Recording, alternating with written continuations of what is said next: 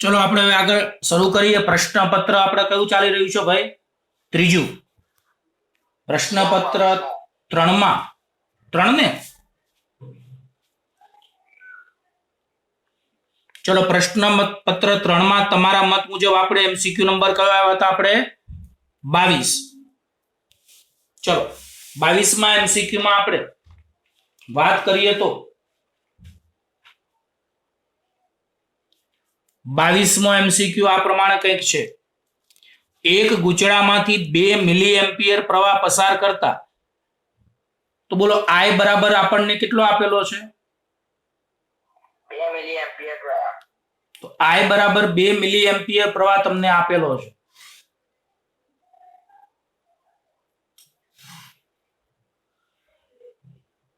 તો I બરાબર 2 મિલી ampere. તો બોલો મિલી એટલે 10⁻³ એમ્પિયર થશે. તો I બરાબર 2 મિલી એમ્પિયર પ્રવાહ પસાર કરતા તેની સાથે 10 માઇક્રો વેબર જેટલું ચુંબકીય ફ્લક્સ સંકળાય છે. બોલો ચુંબકીય ફ્લક્સ ફાઈ બરાબર આપણને કેટલું આપેલું છે? 10 માઇક્રો વેબર આપેલું છે. તો માઇક્રો એટલે 10⁻⁶. તો આ ગૂંચળાનું આત્મપ્રેરકત્વ કેટલું હશે એટલે L શોધવાનું છે. તો મેં તમને આગળ શીખવાડેલું છે કે આત્મપ્રેરકત્વ L એટલે ચુંબકીય ફ્લક્સ φ/I. તો L બરાબર φ/I સૂત્ર યાદ હોવું જોઈએ. બોલો અહીંયા ફાઈ ની જગ્યાએ તમારે કેટલા લખાય? 10 × 10⁻⁶. I ની જગ્યાએ 2 × 10⁻³ તો આનું તમે સાદુરૂપ આપશો તો એ તમને મળશે 2 × 5 = 10 -3 ઉપર જાય તો 5 × 10⁻⁶ + 3 એટલે 5 × 10⁻³ હેનરી એટલે 5 મિલી હેનરી. આ તમારો જવાબ આવશે. ચલો આ સિવાય 23મો એમસીક્યુ LCR શ્રેણી અનુનાદ. LCR શ્રેણી અનુનાદ પરિપથમાં ક્યુ ફેક્ટરનું મૂલ્ય ખાલી જગ્યા છે. તો બોલો ક્યુ બરાબર 0.4 આપણને આપેલું છે. R બરાબર 2 કિલો ઓહમ એટલે 2 × 10⁻³ ઓહમ. C કેપેસિટન્સ 0.1 માઇક્રોફેરાડે એટલે 0.1 × 10⁻⁶ ફેરાડે. તો બોલો આપણે ઇન્ડક્ટન્સ L શોધવાનું છે. તો બોલો આપણને LCR શ્રેણી અનુનાદમાં ક્યુ ફેક્ટર એટલે ક્યુ બરાબર 0.4, અવરોધ R બરાબર 2 કિલો ઓહમ એટલે કિલો એટલે 10⁻³ ઓહમ, કેપેસિટન્સ C બરાબર 0.1 માઇક્રોફેરાડે તો 0.1 માઇક્રો એટલે 10⁻⁶. તો L આપણે શોધવાનું છે. તો યાદ રાખજો ખાસ બધાને. કોઈને ક્યુ ફેક્ટર નું સૂત્ર આપણે આ થિયરીમાં કોઈને યાદ હોય તો ક્યુ બરાબર R √L/C આવું સૂત્ર આવી ગયું. તો યાદ છે બધાને? આ થિયરી ક્યુ ફેક્ટર ની હતી કે નીકળી ગઈ છે? તો ક્યુ ફેક્ટર ના સૂત્રમાં ક્યુ બરાબર R √L/C આપણને મળી ગયું છે. હવે આ સૂત્રમાં આપણે વર્ગ કરી અને L ને કરતા બનાવીએ. તમે ભાઈ માઇક બંધ જ રાખો, બોલશો નહીં. હું પૂછું તો જ બોલજો, તો તમારી સ્ક્રીન બોર્ડ ઉપર આવી જાય છે. તો ક્યુ બરાબર R √L/C આ સૂત્ર યાદ રાખજો. બંને બાજુ સ્ક્વેર કરો તો Q² બરાબર R² L/C અને L ને તમે કરતા બનાવશો તો L બરાબર તમારે Q² × C/R² તમને મળશે. એટલે આના હિસાબથી તમને ઇન્ડક્ટન્સ L તમને જવાબમાં મળી જશે. આવડશે? બોલો હા કે ના? હવે આપણે આગળ એમસીક્યુ નંબર 24માં એમસીક્યુ ધ્યાન આપજો.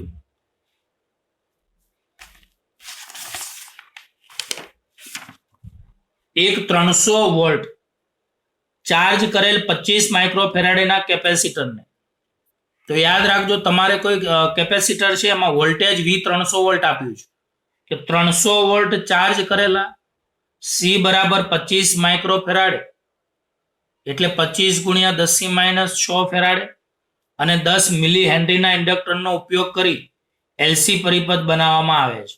તો બોલો L ઇઝ ઇક્વલ ટુ તમને લોકોને 10 મિલી હેનરી એટલે 10 ગુણ્યા 10⁻³ હેનરી આપેલા છે. તો t બરાબર 0 સમયે કેપેસિટરમાં સંગ્રહાયેલી ઉર્જા તમારે શોધવાની છે. બોલો વોલ્ટેજ V બરાબર 300 વોલ્ટ, કેપેસિટન્સ C 25 માઇક્રોફેરાડે, માઇક્રો એટલે 10⁻⁻⁰, ઇન્ડક્ટન્સ L 10 મિલી હેનરી, મિલી એટલે 10⁻³ તો તમારે ઉર્જા શોધવાની છે. કોઈને યાદ છે કેપેસિટરમાં સંગ્રહાયેલી ઉર્જાના 3 સ્વરૂપો આપણે ભણ્યા છીએ.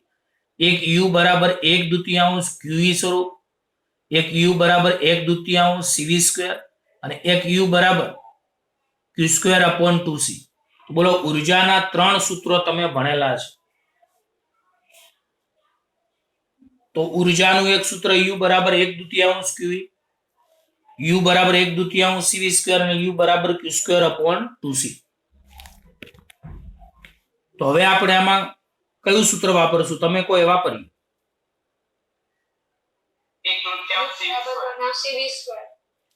1/2 CV². તો તમે અહીંયા ઉર્જાનું સૂત્ર 1/2 CV² વાપરો તો કેપેસિટન્સ C 25 માઇક્રો એટલે 10⁻⁻⁰, વિદ્યુત સ્થિતિમાન V 300 આપેલું છે. તો આના આધારે તમને કેપેસિટરની ઉર્જા મળી જાય. બોલો આવડે કે ના આવડે? હવે ઘણા કે સાહેબ આ દાખલામાં L નો શું ઉપયોગ? તો L નો કોઈ ઉપયોગ જ નહીં. કેમ L નો કોઈ ઉપયોગ જ નહીં? કારણ કે અહીંયા ઉર્જા કેપેસિટર સાથે સંકળાયેલી માંગી છે. એટલે આમાં ઘણીવાર કન્ફ્યુઝ થઈ જાય. અમુક લોકોને એવું હોય કે રકમમાં જે આપે એટલું બધાનો ઉપયોગ થવો જ જોઈએ. એવું ના હોય. રકમમાં જે આપ્યું હોય અમુક વધારાનું આપેલું હોય. તો આપણને અહીંયા t બરાબર 0 સમયે કેપેસિટર સાથે સંકળાયેલી ઉર્જા પૂછી છે. ખબર પડી કે ના પડી?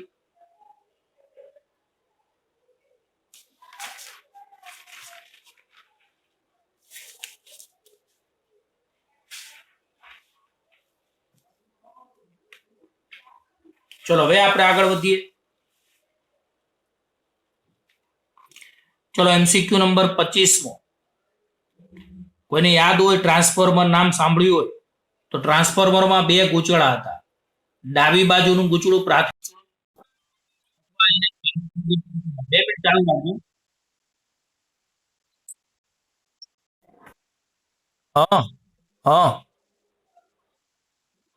હા તો અહીંયા બતાવી દે. મને ફોન ન કરતી.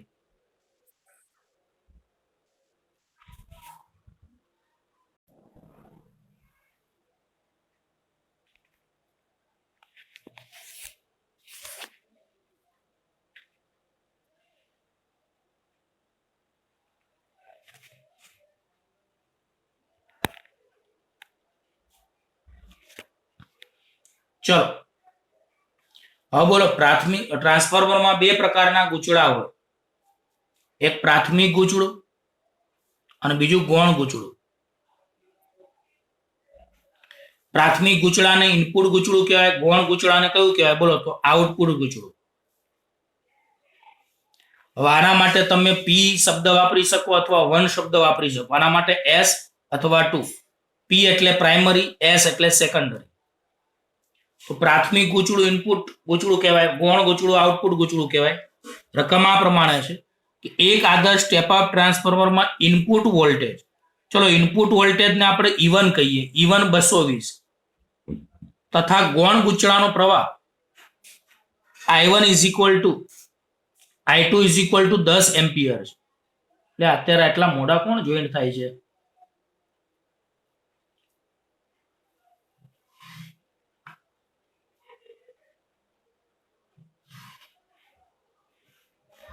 ચલો તો બોલો ઇનપુટ ગૂંચળાનું વોલ્ટેજ. તો ઇનપુટ વોલ્ટેજ એટલે આપણે પ્રાથમિક ગૂંચળાનું વોલ્ટેજ E1 220 અને ગૌણ ગૂંચળાનો પ્રવાહ એટલે I2 10 એમ્પિયર. જો ટ્રાન્સફોર્મેશન ગુણોત્તર 10 હોય, કોઈને યાદ છે ટ્રાન્સફોર્મેશન ગુણોત્તર એટલે શું?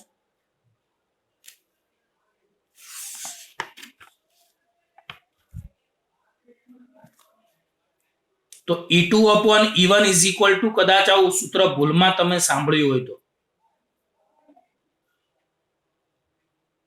આ ગુણોત્તરને જ આપણે ટ્રાન્સફોર્મેશન ગુણોત્તર કહેતા હતા. બોલો આ ગુણોત્તરને આપણે કયો ગુણોત્તર કહેતા હતા? ટ્રાન્સફોર્મેશન ગુણોત્તર. તો ટ્રાન્સફોર્મેશન ગુણોત્તર આપણને 10 આપ્યો છે. તો યાદ રાખજો, ટ્રાન્સફોર્મેશન ગુણોત્તર આપણને 10 આપ્યો છે. તો હવે તમે મને કહેશો, એકવાર મારી સાથે બધા સૂત્ર રિપીટ કરાવો. બોલો આર એટલે ટ્રાન્સફોર્મેશન ગુણોત્તર. તો ટ્રાન્સફોર્મેશન ગુણોત્તર આર બરાબર E2/E1 બરાબર N2/N1 બરાબર I1/I2. ચલો બોલતા શીખો. E2 એટલે શું?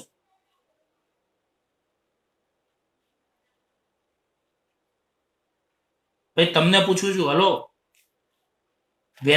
વેદાંતાનો જવાબ આપતું. એપ્સાઇલોન 2 એટલે કે E2 ને શું બોલાય? E2 ના બે નામ બોલ. વેદાંત, નિગમ.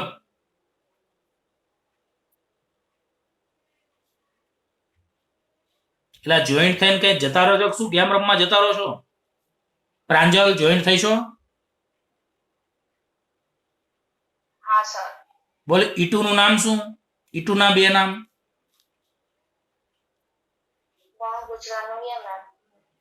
ગૌણ ગૂંચળાનું વોલ્ટેજ બરાબર છે, અથવા એને કહેવાય આઉટપુટ વોલ્ટેજ. બે નામ એટલા માટે કહું છું કે રકમમાં ગમે તે નામ હોઈ શકે. ચલો હું જ બોલી જાઉં છું, ધ્યાન આપજો. એકવાર પ્રિયા તું બોલી જાતો.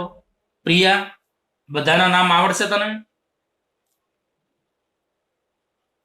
E2 એટલે ગૌણ ગૂંચળાનું EMF, E1 એટલે પ્રાથમિક ગૂંચળાનું E. હા, પછી N2 એટલે? N2 એટલે બીજા સોલેનોઇડ આટાની સંખ્યા. N1 એટલે પ્રાથમિક ગૂંચળાના આટાની સંખ્યા. ઓકે, ટૂંકમાં અહીંયા સીધો સિમ્પલ મેં પહેલા એટલે જ તમને સમજાવ્યું કે ટ્રાન્સફોર્મેશન આના MCQ બહુ સહેલા આવે છે, પણ તો યાર બધાને ભૂલો પડે છે કારણ કે બોલતા ફાવતું નથી.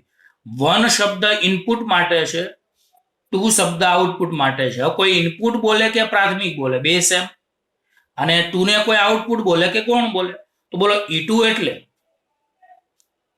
ગૌણ ગૂંચળાનું વોલ્ટેજ અથવા આઉટપુટ વોલ્ટેજ.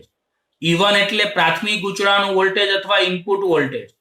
આ જ રીતે N2 એટલે ગૌણ ગૂંચળાના આટાઓની સંખ્યા, N1 એટલે પ્રાથમિક ગૂંચળાના આટાઓની સંખ્યા, I1 એટલે પ્રાથમિક ગૂંચળામાં વહેતો પ્રવાહ, I2 એટલે ગૌણ ગૂંચળાનો પ્રવાહ.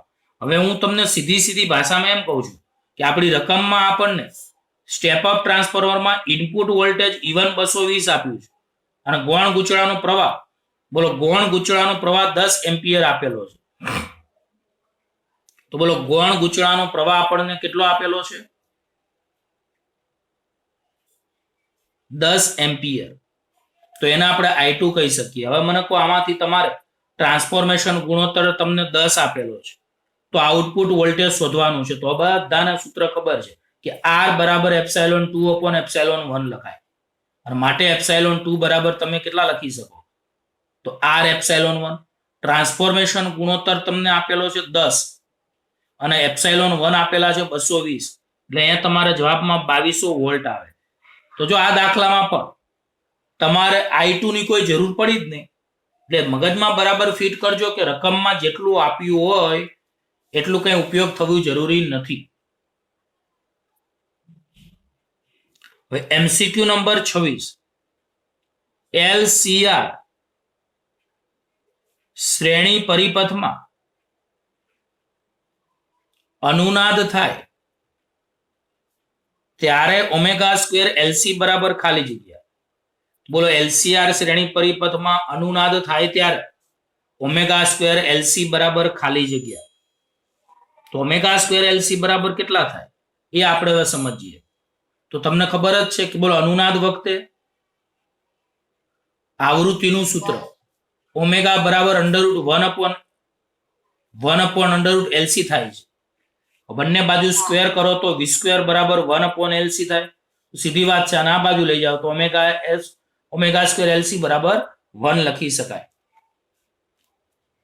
તો બોલો LCR શ્રેણી પરિપથમાં અનુનાદ થાય ત્યારે શું? તો બધાને ખબર છે અનુનાદ વખતે આમ તો ω બરાબર ω0 હોય. ω0 ની કિંમત 1/√LC. ઓમેગા સ્ક્વેર બરાબર 1/LC, તો LC આ બાજુ લઈ જાઓ તો ઓમેગા સ્ક્વેર LC બરાબર 1 થઈ જાય. 27માં MCQ, નીચેનામાંથી કયા તરંગોની તરંગ લંબાઈ સૌથી વધારે હોય છે? તો જો આ તમારે લોકો આખો ક્રમ જે આપણે થિયરીમાં આપેલો છે તમારે યાદ રાખવો પડશે. અને આની જે તરંગ લંબાઈ છે બધી ટૂંકમાં થિયરિટિકલ MCQ માં તમારે થિયરી જ કરવી પડશે, એમાં કોઈ શોર્ટકટ ટ્રીક નહીં હોય. તો 27માં MCQ માં નીચેનામાંથી કયા તરંગો કોની તરંગ લંબાઈ સૌથી વધારે છે? તો 4 વિકલ્પ આપેલા છે: પારરક્ત, પારજાંબલી, રેડિયો તરંગો અને ક્ષ કિરણો. તો એમાં રેડિયો તરંગોની તરંગ લંબાઈ લેમ્બડા સૌથી વધુ હોય છે. 9મા ચેપ્ટરમાં મેં તમને કોષ્ટક કીધેલું છે ને એમાં આખી તમને માહિતી કીધેલી જ છે, એટલે તમારે ખાસ તૈયારી કરી દેવાની છે. તો એવી થિયરીઓ અહીંયા આપણે આખી રિવિઝન નહીં કરાવીએ. તો બોલો, રેડિયો તરંગો માટે તરંગ લંબાઈ સૌથી વધારે હોય છે. ત્યાર પછી 28માં MCQ, વિદ્યુત ચુંબકીય તરંગોને ગાણિતિક સાબિતી કયા વૈજ્ઞાનિકે કરી હતી? તો યાદ રાખજો, વિદ્યુત ચુંબકીય તરંગોની ગાણિતિક સાબિતી કોણે કરી હતી? તો બધાને ખબર છે, મેક્સવેલનો આપણે ગાણિતિક નિયમ ભણ્યા હતા. યાદ આવે છે બધાને? તો બોલો, મેક્સવેલનો આપણે ગાણિતિક નિયમ ભણાયા હતા. તો એના આધારે તમારે અહીંયા જવાબ આપવાનો છે. તો બોલો, વિદ્યુત ચુંબકીય તરંગોની ગાણિતિક સાબિતી કયા વૈજ્ઞાનિકે કરી? તો બોલો, કોણે કરી? કોણે કરી? મેક્સવેલે. પણ જો એવું પૂછે કે વિદ્યુત ચુંબકીય તરંગોની પ્રાયોગિક રીતે કોણે પ્રયોગશાળામાં મેળવ્યા? તો હર્ટ્ઝ આવે. આ બે મુદ્દાઓ હું ફરીવાર બોલું છું. વિદ્યુત ચુંબકીય તરંગો ગાણિતિક રીતે કોણે સાબિતી આપી? તો મેક્સવેલે. અને પ્રયોગશાળામાં મેળવ્યા કોણે? તો હર્ટ્ઝ નામના વૈજ્ઞાનિકે મેળવ્યા. 29મું, માધ્યમનો વક્રીભવનાંક ખાલી જગ્યા છે. બોલો, માધ્યમનો વક્રીભવનાંક કેટલો છે? તો એની આપણે અહીંયા ચર્ચા કરીએ. તો માધ્યમનો વક્રીભવનાંકનું સૂત્ર કોઈને યાદ છે ભાઈ? n બરાબર આમ તો C/V હતું, કોઈને ખબર હોય તો. હેલો, હવે C ની જગ્યાએ તમે લોકો શું લખતા હતા? કોઈને યાદ છે? 1/√μ0ε0.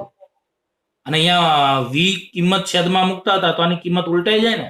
v ની કિંમત તમે √μ/1 એટલે અમે ઉલટાઈ દીધી, ખબર પડે તો.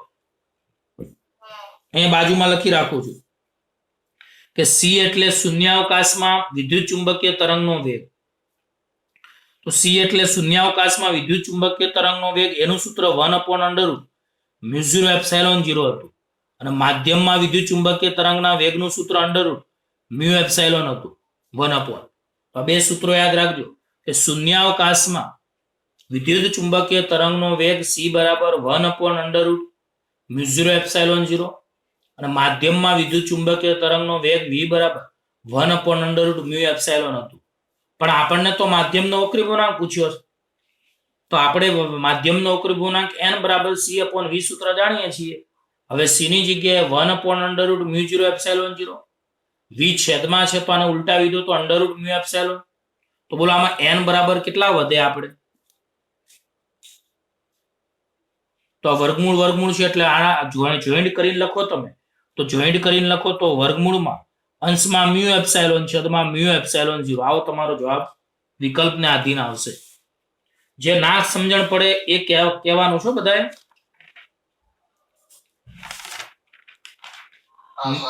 નિગમ જોઈન્ટ થયો છે ભાઈ તું? વેદાંત?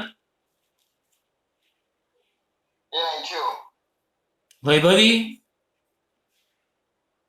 પ્રજાપતિ? વૈભવી? રીચા?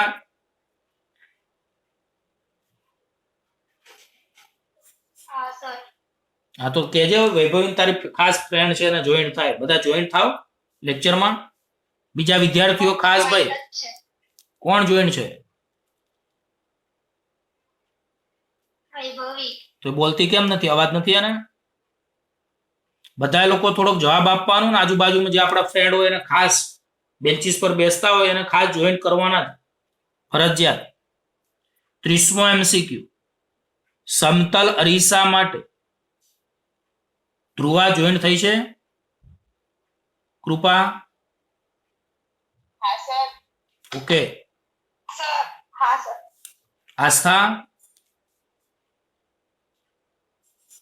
હા સર. ઓકે, જોઈન્ટ થઈ છે ને? બસ.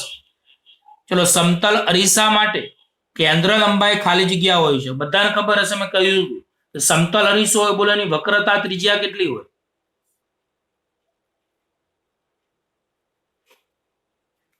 અનંત. બોલો, સમતલ અરીસા માટે વક્રતા ત્રિજ્યા આર કેટલી હોય? અનંત. કેન્દ્ર લંબાઈ પણ અનંત આવે, વક્રતા ત્રિજ્યા અનંત, કેન્દ્ર લંબાઈ અનંત. આ યાદ રાખજો. અને મોટવણી સમતલ અરીસા માટે કેટલી આવતી હતી? 1 આવતી હતી. તો આ MCQ તમે લોકો પૂછી શકાય છે. તો બોલો, સમતલ અરીસા માટે બધાને ખ્યાલ છે તેમ સમતલ અરીસા માટે કેન્દ્ર લંબાઈ અત્યારે ઇન્ફિનિટી આવશે. વક્રતા ત્રિજ્યા પૂછી હોય તો ઇન્ફિનિટી આવે, મોટવણી પૂછી હોય તો 1 આવે. પછી 31મો MCQ, લેમડા બરાબર 589 નેનોમીટર તરંગ લંબાઈનો એક રંગી પ્રકાશ. તો 589 નેનો એટલે 10⁻⁹ મીટર. એક રંગી પ્રકાશ હવામાંથી પાણીની સપાટી પર n બરાબર 1.33 પર આપાત થાય છે.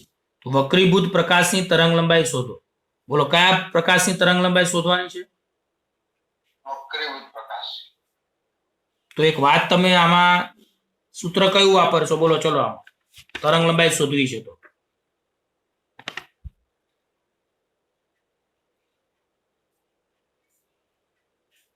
તો તમને લોકોને અહીંયા પાણીની સપાટીનો વક્રીભવનાંક તો બોલો 1 પોઈન્ટ કેટલો આપેલો છે? 33. વક્રીભૂત પ્રકાશની તરંગ લંબાઈ એટલે આમ જોવા જાવ તો કઈ કહેવાય ભાઈ? લેમડા જ કહેવાય ને. તો એ આપણે શોધવાની છે. તો એ 589 નેનોમીટર તમને આપેલા છે.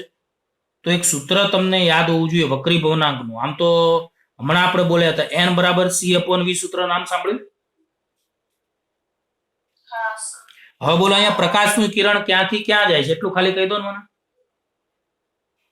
તમારી પાસે ભાઈ ટ્યુશન વાળા વિદ્યાર્થીઓ, તમારી જોડે પીડીએફ હશે, કદાચ પેપરની નહીં હોય તો પીડીએફ કદાચ મોકલી દઈશ. આમ તો ખાલી પહેલું પ્રશ્નપત્ર અને ત્રીજું પ્રશ્નપત્ર એની જ પીડીએફ તમારી પાસે નથી, એટલે આ પ્રશ્નપત્રની પીડીએફ નથી તો એની પીડીએફ મોકલી દઈશ, બરાબર?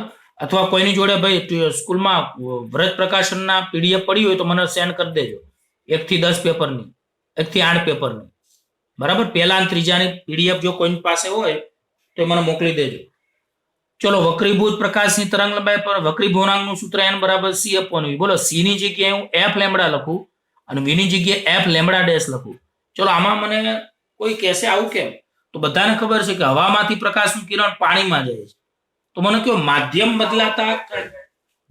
બદલાતા કઈ રાશિ ન બદલાય? આવૃત્તિ. ના બદલાય. તો મેં જો બેમાં આવૃત્તિ ff સરખી રાખી છે. હવે તરંગ લંબાઈની વાત કરીએ તો c એટલે શૂન્યાવકાશમાં પ્રકાશનો વેગ, એટલે કે હવામાં પ્રકાશનો વેગ. તો લેમ્બડા એટલે હવામાં પ્રકાશની તરંગ લંબાઈ. v એટલે માધ્યમમાં વેગ, તો લેમ્બડા ડેશ એટલે માધ્યમમાં તરંગ લંબાઈ. તો અહીંયા ff ઉડી જાય. તો આ સૂત્ર તમારા માટે બહુ ખાસ છે કે n = lambda dash. Lambda dash ને શોધવા છે તો n ને નીચે લઈ જાઓ. તો લેમ્બડા ડેશ બરાબર લેમ્બડા/n. હવે તમને યાદ છે એમ લેમ્બડા આપણી પાસે 589 × 10⁻⁹ છે અને n વક્રીભવનાંક તમારી પાસે 1.33 છે.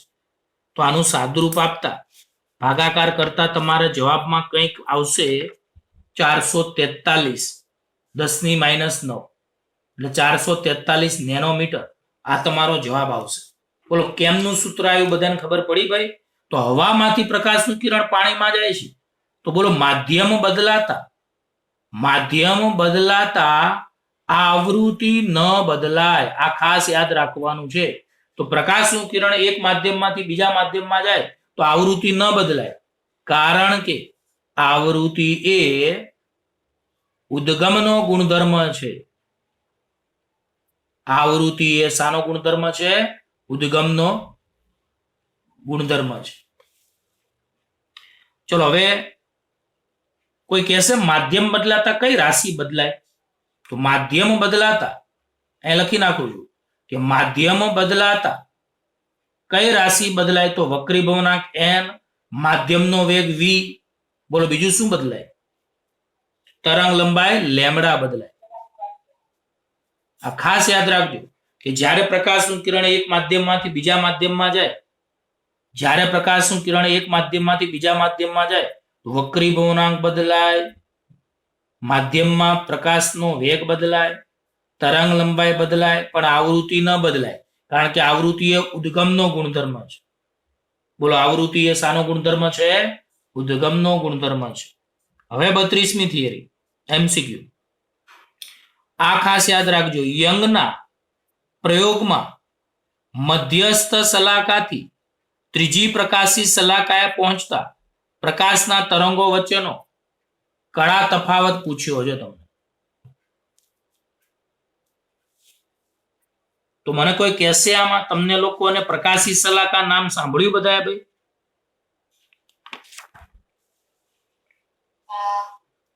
પ્રકાશી શલાકા નામ સાંભળ્યું હોય તો એનો કળા તફાવતનું સૂત્ર કોઈને યાદ હોય તો બોલો. બે પ્રકારની વાત હતી, એક હતી પ્રકાશિત શલાકા અને બીજી હતી અપ્રકાશિત શલાકા.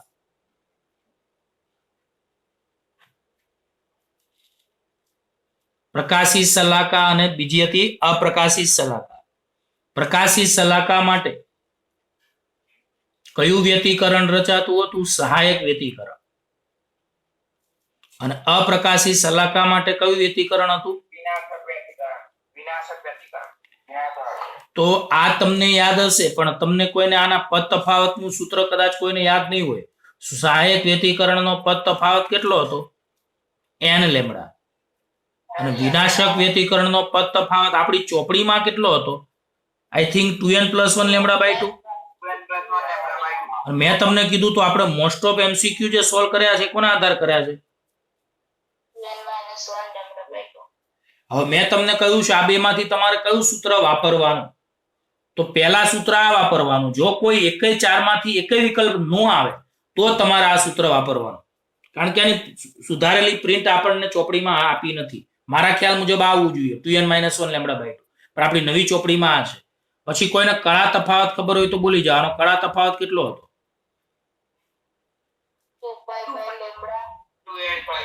2n π. બોલો આનો કળા તફાવત કેટલો હતો?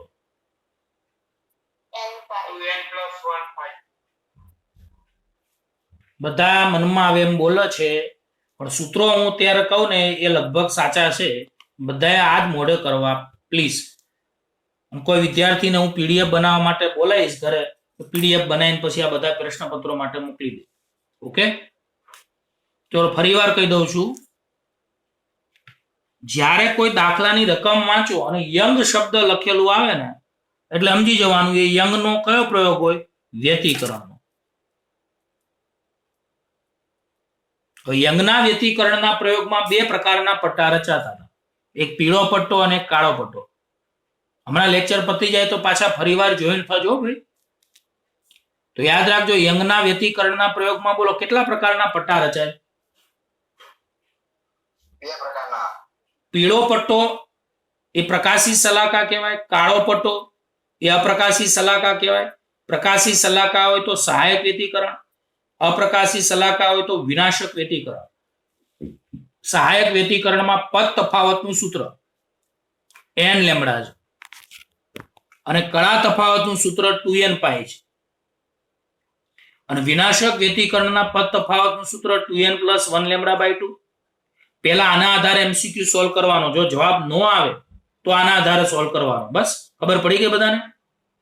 અને બોલો આનો કળા તફાવત 2n + 1 અને π. હવે આમાં તમારે રકમ તો આપણે હવે જ વાંચીએ. મેં તમને પહેલા કહ્યું છે કે તમે લોકો શક્ય બને તો એક ચોપડો બનાવી લો ફિઝિક્સનો, અને એમાં તમને લાગે હું દરરોજના દરરોજ જે વિડીયો લેક્ચર પાછા મોકલું જ છું એ જોઈને તમે પોતાની જાતે એક નોટ બનાવો ચેપ્ટર વાઇઝ અથવા ટોપિક વાઇઝ, તો તમને લોકોને ખ્યાલ આવી જાય. ચલો હમણાં આમાં કહો તો તમને લોકોની રકમમાં એવું છે કે યંગના પ્રયોગમાં મધ્યસ્થ શલાકાથી ત્રીજી પ્રકાશી શલાકાએ પહોંચતા બરાબર. આ એમસીક્યુ હું પાછળ લખું છું. આ કળા તફાવત ના સૂત્રો તમે યાદ રાખજો.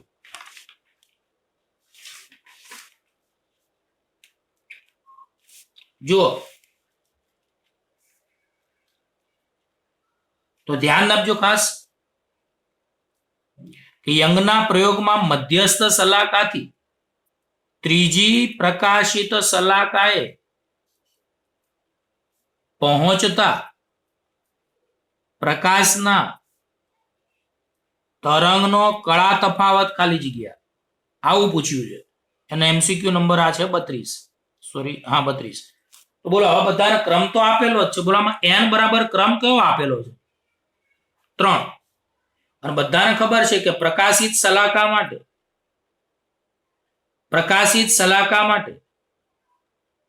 તો પ્રકાશિત શલાકા માટે સહાયક વ્યતિકરણ હોય અને સહાયક વ્યતિકરણ માટે કળા તફાવતનું સૂત્ર મેં તમને હમણાં 2n પાઈ શીખવાડ્યું. અને આમાં n ની જગ્યાએ 3 મૂકી શકાય.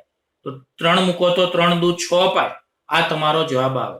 માની લો કે અહીંયા ત્રીજી અપ્રકાશિત શલાકા શબ્દ આપેલો હોત તો અપ્રકાશિત શલાકા હોત, અહીંયા ધ્યાન આપો બધા, અપ્રકાશિત શલાકા હોય તો એને વિનાશક વ્યતિકરણ રચાયું એવું કહેવાય. અને વિનાશક વ્યતિકરણ માટે કળા તફાવતનું સૂત્ર, આમાં પણ બે કન્ફ્યુઝન. 2n + 1 પાઈ ને આધારે જવાબ આવે, 2n - 1 પાઈ ને આધારે. ધારો કે બે ને આધારે બે વિકલ્પો તમારે પેલામાં હોય, શું કહેવાય એને, જવાબમાં, તો એમાંથી તમારે પેલા ચોપડી પ્રમાણે આ સૂત્રનો ઉપયોગ કરીને જવાબ લાવવાનો. 2n + 1 પાઈ ને આધારે. જો આના આધારે વિકલ્પ ન હોય તો જ આનો જવાબ લાવવાનો. અને બંનેના જવાબો આપેલા હોય તો તમારે આ 2n + 1 પાઈનું માન્ય ગણવું. હવે 33મો એમસીક્યુ. વ્યતિકરણ રચતા બે તરંગો નો કળા તફાવત 13 પાઈ આપેલો છે. તો સંપાત બિંદુ પાસે ખાલી જગ્યા વ્યતિકરણ રચાય. બહુ મસ્ત એમસીક્યુ છે ખરેખર. કે વ્યતિકરણ રચાતા બે તરંગો વચ્ચે કળા તફાવત 13 પાઈ છે. તો સંપાત બિંદુ પાસે ખાલી જગ્યા વ્યતિકરણ રચાય. હવે કોઈ કહેશે આ સહાયક વ્યતિકરણનો કળા તફાવત 2n પાઈ છે, વિનાશક વ્યતિકરણનો 2n + 1 પાઈ છે. આ બે માંથી કયું એકી કહેવાય અને કયું બેકી કહેવાય? વિનાશક વ્યતિકરણ. કયું કહેવાય વિનાશક વ્યતિકરણ?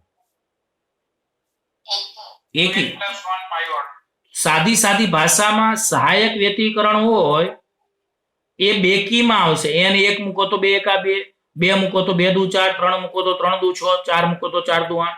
તો સહાયક વ્યતિકરણ એટલે કે પ્રકાશિત શલાકા માટે કળા તફાવત બેકી સંખ્યામાં મળશે. આ પોઈન્ટ ટુ બી નોટેડ, યાદ રાખજો કે પ્રકાશિત શલાકા માટે કળા તફાવત બેકી સંખ્યામાં મળે તો એ સહાયક વ્યતિકરણ હોય.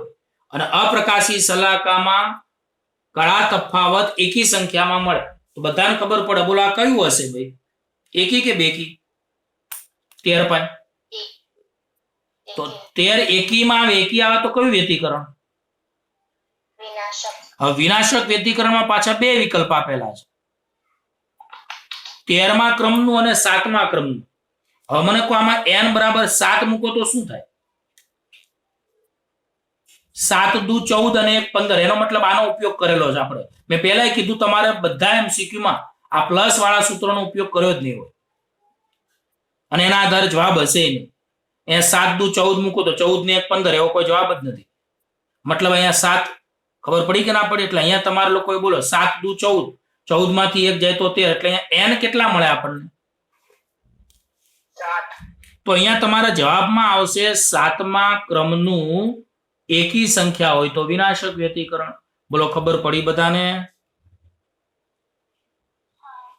માની લો અહીંયા 14 પાઈ હોત તો શું લખાત? 14 પાઈ હોત તો બેકી કહેવાય. બોલો 14 પાઈ હોય તો એને બેકી કહેવાય, બેકી કહેવાય તો શું કહી શકાય? તો 14 પાઈ હોય તો એને બેકી કહેવાય તો 7 દુ 14, તો 7મા ક્રમનું સહાયક વ્યતિકરણ રચાય. તો મહેરબાની કરીને હું બહુ ધીમે ધીમે શાંતિથી બે વાર બોલું છું તો બધા એમસીક્યુ તમને આવડવા જોઈએ.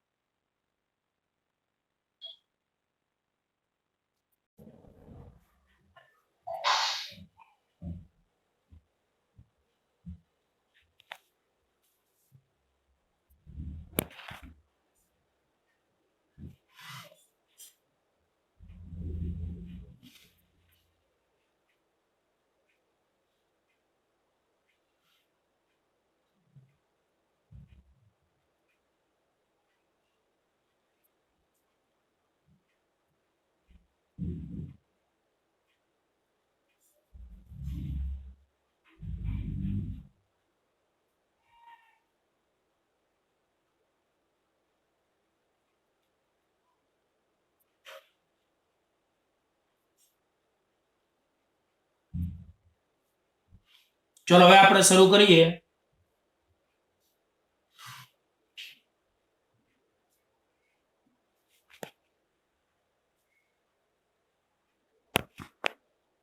ચલો આ બધાને ખબર પડી ગઈ ભાઈ સહાયક વિનાશકમાં કાલ પૂછીશું. તમે લોકો તૈયારી તો કરાવી દઈએ છીએ પણ મોઢે નથી કરતા. ચલો હવે આપણે આગળ વધીએ.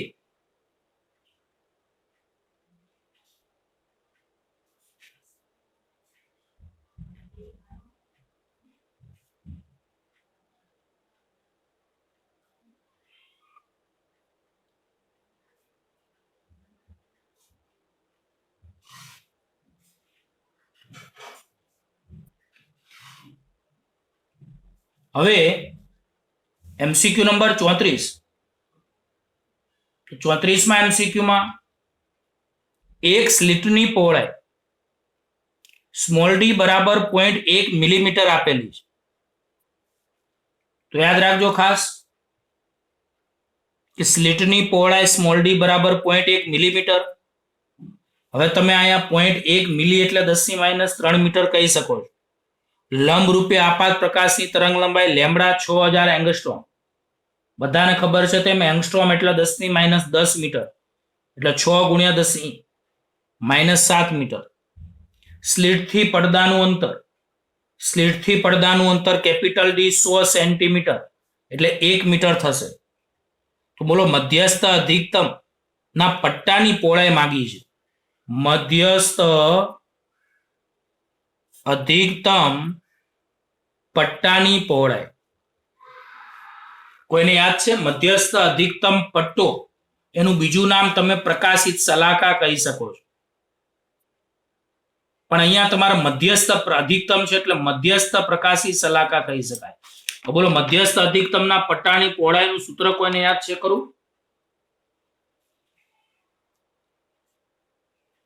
Lambda D upon D. Lambda D by D. Small D.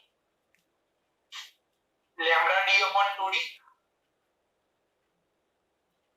બધા ખોટું બોલો છો કે સાચું બોલો છો? બહુ મને નહીં ખબર હો. તમને શબ્દ સમજ્યા નહીં. અહીંયા કયો શબ્દ લખ્યો છે? અધિકતમ. અધિકતમ વ્યતિકરણમાં આવે કે વિવર્તનમાં?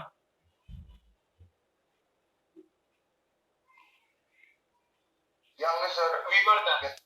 પેલા એ નક્કી કરો, વ્યતિકરણ ને વિવર્તન બે માં સૂત્રો અલગ છે, જવાબ અલગ છે. અધિકતમ કેમાં આવે?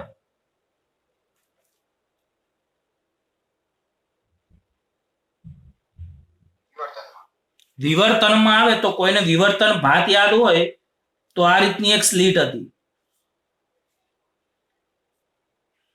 અને સ્લીટની પહોળાઈનું સૂત્ર આપણે એ હતું. આમ સોરી, સંજ્ઞા એ હતી.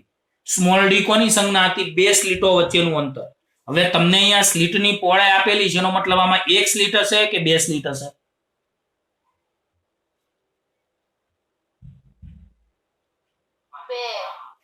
એક. લો, સ્લીટની પહોળાઈ એક સ્લીટ શબ્દ તમે રકમ છે ને, રકમ તમારી પાસે મેં કીધેલું છે, જેની પાસે હોય પેપર એ પેપર ખુલ્લું રાખો. એક સ્લીટની પહોળાઈ આવો શબ્દ છે, એક સ્લીટની પહોળાઈ. હવે એક સ્લીટની પહોળાઈ તો એનો મતલબ આમાં એક જ સ્લીટ હશે અને એમાં એનો ખબર પડે તો ચોખ્ખે ચોખ્ખું નિર્દેશ કરેલો છે, મધ્યસ્થ અધિકતમ. હવે કોઈને યાદ હોય તો આપણે આવી રીતની વિવર્તન ભાત દોરતા હતા, યાદ હોય તો કદાચ ભૂલમાં યાદ છે. આને તમે મધ્યસ્થ અધિકતમ કહેતા હતા અને પ્રથમ ક્રમનું અધિકતમ અને દ્વિતીય ક્રમનું અધિકતમ. આ પ્રથમ ક્રમનું અધિકતમ, આ દ્વિતીય ક્રમનું અધિકતમ. આને કહેતા હતા બે પ્રથમ ક્રમના ન્યૂનતમ. હવે તમે જોવા જાઓ તો આ અંતર x1, આ અંતર x1 એટલે 2x1 આવે. આ અંતર કેપિટલ ડી હતું અને આની સ્લીટની પહોળાઈ સ્મોલ એ હતી. જો કોઈને યાદ હોય તો આમ તો સૂત્રમાં તમે x1 બરાબર લેમ્ડા ડી અપોન ડી લખો છો, પણ ડી ની જગ્યાએ એ લખી શકાય. એટલે અહીંયા તમારે મધ્યસ્થ અધિકતમની પહોળાઈનું સૂત્ર અહીંયા સંજ્ઞા તરીકે ડી પણ ધારી શકાય, એવું કઈ નથી, અંતર છે એટલે. પણ અહીંયા x1 બે વાર આવે. તો બોલો મારા અનુસાર મધ્યસ્થ અધિકતમની પહોળાઈ 2x1 બરાબર 2 લેમ્બડા ડી અપોન એ આવે. એટલે 2 ના 2 લેમ્બડા 6 ગુણ્યા 10⁻7, કેપિટલ ડી 1 મીટર અને સ્મોલ એ 0.1 ગુણ્યા 10⁻3. હા કે ના?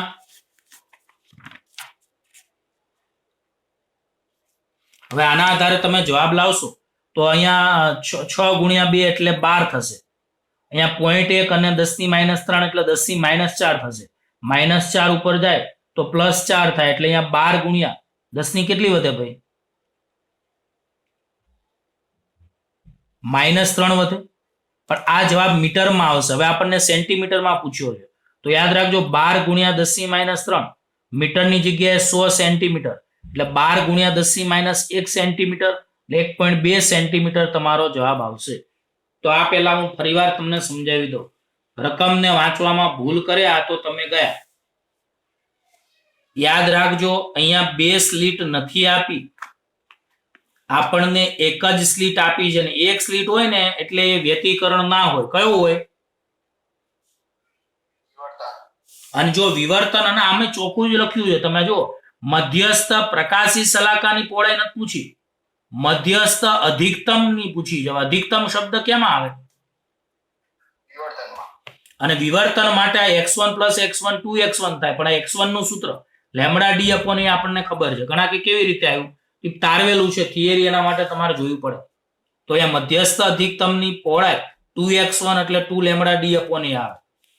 અને લેમ્બડા 6 ગુણ્યા 10⁻7 મીટર, ડી 1 મીટર, આ બધું મીટરમાં હોવાથી તમારો જવાબ 12 ગુણ્યા 10⁻3 મીટર આવે. મીટર હવે આપણને સેન્ટીમીટરમાં પૂછ્યું છે, તો મીટરની જગ્યાએ 100 સેન્ટીમીટર એટલે 10⁻1 એટલે 1.2 સેન્ટીમીટર આપણને જવાબ મળશે. આ રીતે આપણા 34માં MCQ ની આપણે ચર્ચા કરી.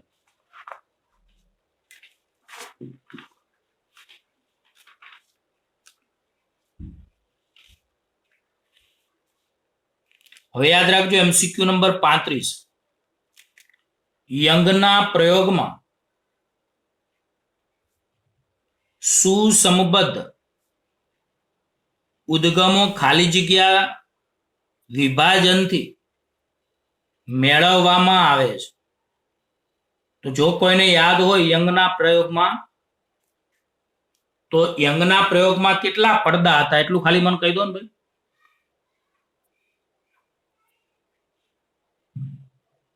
તો 3 પડદા હતા, એક પડદો A, પડદો B અને પડદો C. એમાં પડદા એમાં એક જ સ્લીટ હતી, અને આ બાજુ કંઈક તમારે લોકોએ એક રંગી ઉદ્ગમ હતું, એક રંગી પ્રકાશી ઉદ્ગમ. અહીંયા પડદા મેં થોડાક આ રીતના ઉભા દોર્યા છે. તો યંગના પ્રયોગમાં 3 પડદા હતા, પડદો A, પડદો B અને પડદો C. પડદા એમાં એક સ્લીટ હતી, એની ડાબી બાજુમાં એક રંગી પ્રકાશી ઉદ્ગમ હતું.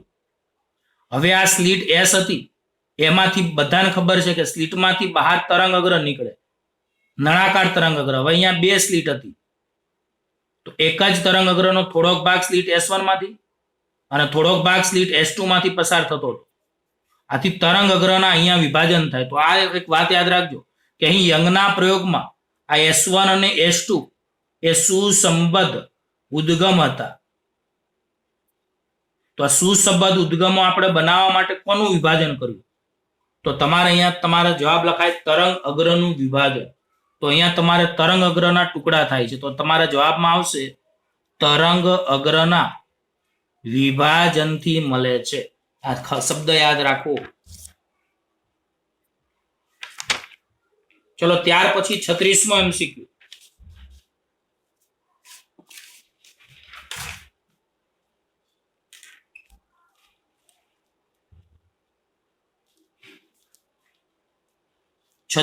MCQ ફોટો ઇલેક્ટ્રિક અસર.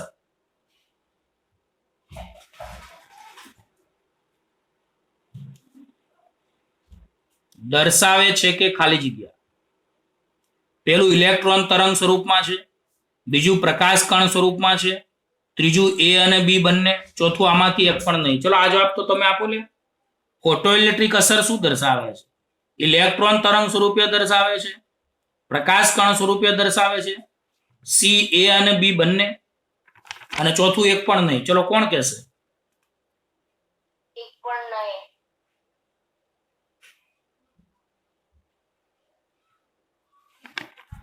કેવી રીતે એક પણ નહીં? કારણ કે ફોટો ઇલેક્ટ્રિક અસર પ્રકાશ તરંગ સ્વરૂપ ધરાવે છે આમ દર્શાવો. ના ના ના, ભૂલ થઈ ગઈ. ફોટો ઇલેક્ટ્રિકમાં ફરજિયાત પ્રકાશ કયા સ્વરૂપે હોવો જોઈએ? કણ સ્વરૂપે. એટલે આમાં પ્રકાશ કણ સ્વરૂપે હોવો જોઈએ. એટલે આમ જોવા જઈએ તો ફોટો ઇલેક્ટ્રિકમાં જવાબમાં તમારે બી જવાબ આવવો જોઈએ. એટલે પ્રકાશ કણ સ્વરૂપ ધરાવે છે એ આવે. તમારે ખોટો જવાબ આપેલો છે, પેલી શું કહેવાય વ્રજમાં, ડી જવાબ આપેલો છે, એક પણ નહીં એવો. તો ફોટો ઇલેક્ટ્રિક અસર તમે આઈન્સ્ટાઈનની ભણી ગયા હોય, એમાં પ્રકાશ કયા સ્વરૂપે હતો? कौन स्वरूपे? એટલે તમારે વિકલ્પમાં બી આવશે. આ તમારે વ્રજ પ્રકાશનના જવાબમાં ખોટું આપેલું છે, એટલે આ તમારે જરા ધ્યાન દેવાનું છે. ઓકે, हेलो सर, હા, एक बार पेલું સમજાય પ્રકાશ દ્વિજ સ્વરૂપ એટલે શું? જો સાંભળ મારી વાત. ફોટો ઇલેક્ટ્રિક અસર નહીં, આની જગ્યાએ કયો શબ્દ હોત? દ બ્રોગલીનો સિદ્ધાંત હોત તો પ્રકાશ કણ સ્વરૂપે વર્તે ને ઇલેક્ટ્રોન તરંગ સ્વરૂપે વર્તે, તો એ અને બી બંને જવાબ આવે. એટલે આમાં તમારે ખાસ કેમેસ્ટ્રીમાં આવી ગયું છે, ખાલી બોલી જઉં છું ભાઈઓ, ધ્યાન દેજે કે દ બ્રોગલી નામના વૈજ્ઞાનિકે એવું કીધું. દ બ્રોગલી એવું કહે છે કે પ્રકાશ એ તરંગ સ્વરૂપે વર્તે છે અને કણ સ્વરૂપે વર્તે છે. આ જ રીતે કણ એ કણ સ્વરૂપે વર્તે છે અને તરંગ સ્વરૂપે વર્તે છે. આ દ બ્રોગલીની સિદ્ધાંતની વાત હતી. પરંતુ ફોટો ઇલેક્ટ્રિક અસરમાં તો પ્રકાશ કણ સ્વરૂપે જ હોય છે. આ એક જ વાત છે. તો દ બ્રોગલીના મત અનુસાર પ્રકાશ એ તરંગ સ્વરૂપમાં તો લઈ શકાય, કણ સ્વરૂપમાં લઈ શકાય. આને દ બ્રોગલીનો દ્વૈત પ્રકૃતિ એટલે દ્વિદ્વૈત સ્વભાવ કહેવાય છે. હવે ઇલેક્ટ્રોન બધાને ખબર છે કણ છે, તો એ કણ સ્વરૂપે તો વર્તે જ, પણ તરંગ સ્વરૂપે વર્તે. તો આ એમસીક્યુમાં જો દ બ્રોગલી શબ્દ હોત તો તમારો જવાબ એ અને બી બંને આવી જાય.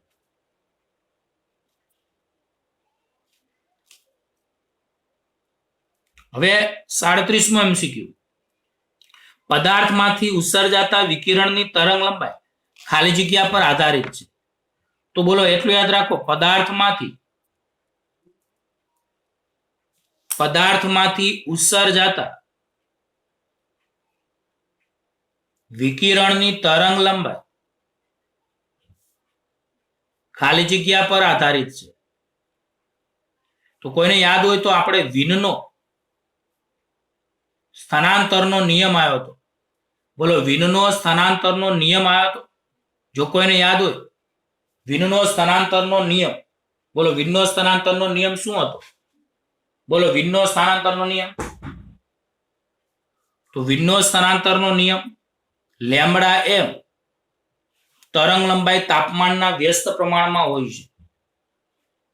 તરંગ લંબાઈ તાપમાનના કયા પ્રમાણમાં હોય છે? વ્યસ્ત પ્રમાણમાં.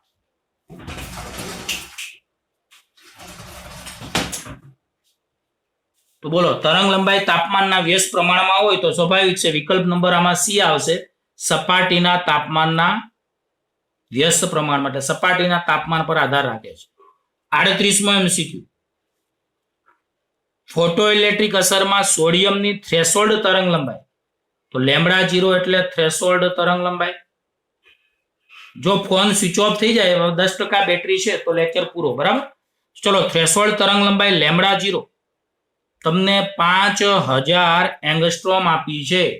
તો 5000 એંગસ્ટ્રોમ એટલે 10⁻10 મીટર, તો 5 × 10⁻7 મીટર. તો તેનું વર્ક ફંક્શન શોધવાનું છે. તો વર્ક ફંક્શન એટલે પાઈ. બાકી બધું તો બધાને ખબર, વર્ક ફંક્શન નું સૂત્ર બધાને આવડે છે. બોલો વર્ક ફંક્શન નું સૂત્ર ફાઈ બરાબર આમ HF0 આવે, આમ HC/λ0 આવે. હવે આ સૂત્ર જૂલમાં છે, આ સૂત્ર પણ જૂલમાં છે. બોલો આપણે અહીંયા વિકલ્પમાં બધા ઇલેક્ટ્રોન વોલ્ટમાં આપેલા છે. બોલો ઇલેક્ટ્રોન વોલ્ટમાં વર્ક ફંક્શન જોતું હોય તો આ ઉપયુક્ત સૂત્રને તમારે ઈ વડે ભાગવું પડે એટલે ઇલેક્ટ્રોન વોલ્ટમાં આવી જાય. તો બધાને યાદ હોવું જોઈએ. કેમેસ્ટ્રીમાં પણ આવે છે આ. તો બોલો થ્રેશોલ્ડ તરંગ લંબાઈ લેમ્બડા 0 5000 એંગસ્ટ્રોમ, તો 5000 ગુણ્યા 10 - 10 તો 5 ગુણ્યા 10 - 7 મીટર. વર્ક ફંક્શન ફાઈ શોધવાનું છે. ફાઈ બરાબર hf0 એટલે કે hc બાય લેમ્બડા 0. આ સૂત્રો જૂલમાં છે. ઇલેક્ટ્રોન વોલ્ટમાં શોધવું હોય તો E વડે ભાગવું પડે. તો બોલો અહીંયા પ્લાન્કનો અચળાંક h તમને અહીંયા આપેલો છે રકમમાં 6.6 ગુણ્યા 10 - 34. c પ્રકાશનો વેગ 3 ગુણ્યા 10 રકમમાં આપ્યો છે. લેમ્બડા 0 5 ગુણ્યા 10 - 7 થ્રેશોલ્ડ તરંગ લંબાઈ અને E 1.6 ગુણ્યા 10 - 19. તો આને અનુરૂપ તમે જવાબ લાવશો તો 2.5 લગભગ તમને જવાબ વર્ક ફંક્શન ફાઈ 0 મળશે. આ વર્ક ફંક્શનની સંજ્ઞા ઘણીવાર W0 પણ લેવામાં આવે છે. ભાઈ જાગો છો બધાએ?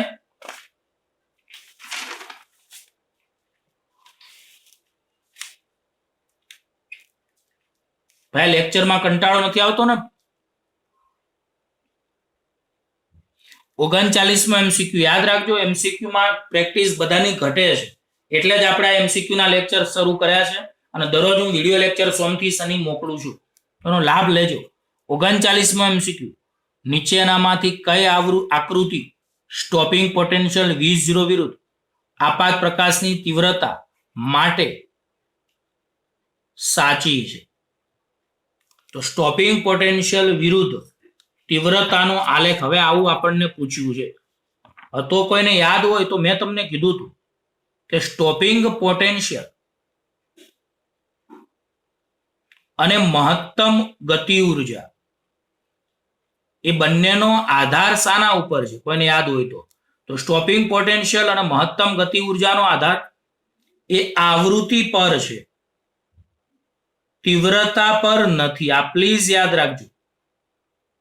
તો અહીંયા તમારે લોકોએ સ્ટોપિંગ પોટેન્શિયલ V0 વિરુદ્ધ તીવ્રતા I નો આલેખ કેવો આવે? હવે સ્ટોપિંગ પોટેન્શિયલ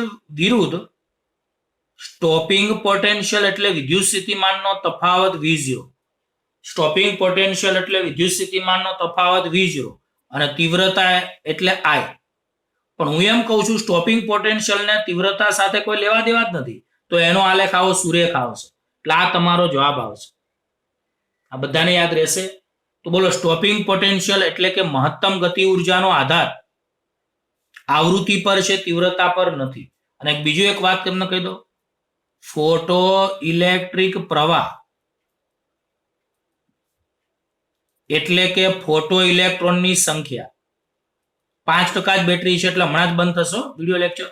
ફોટો ઇલેક્ટ્રિક પ્રવાહ અને ફોટો ઇલેક્ટ્રોન ની સંખ્યા, બોલો આ બંનેનો આધાર આવૃત્તિ પર નથી પણ તીવ્રતા પર છે. તો આ બહુ મસ્ત વસ્તુ છે, યાદ રાખજો. સ્ટોપિંગ પોટેન્શિયલ ને આધારે તમે EV0 શોધી શકો છો એટલે ગતિ ઉર્જા.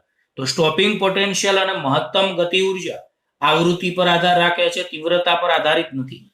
પણ ફોટો ઇલેક્ટ્રિક પ્રવાહ અને ફોટો ઇલેક્ટ્રોનની સંખ્યા એ આવૃત્તિ પર આધાર નથી રાખતા પણ તીવ્રતા પર આધાર રાખે છે. બોલો આટલી ખબર પડી બધાને? આટલે સુધી. હવે 40મા MCQ થી આપણે કાલે મતલબ આની પછીના લેક્ચરમાં 40મા MCQ થી આપણે ભણીશું. બરાબર છે? કારણ કે આ ફોન હમણાં જ સ્વિચ ઓફ થઈ જશે, 5% બેટરી છે એટલા માટે. ઓકે, તો બાકી હવે આપણે બોલો ક્યારે મળીશું? શુક્રવારે આ લેક્ચર આવશે. આજ બુધવાર છે ને? કયો વાર છે આજે? બુધવાર. બરાબર. તો શુક્રવારે હવે તમારે આપણે આગળ ચલાવીશું.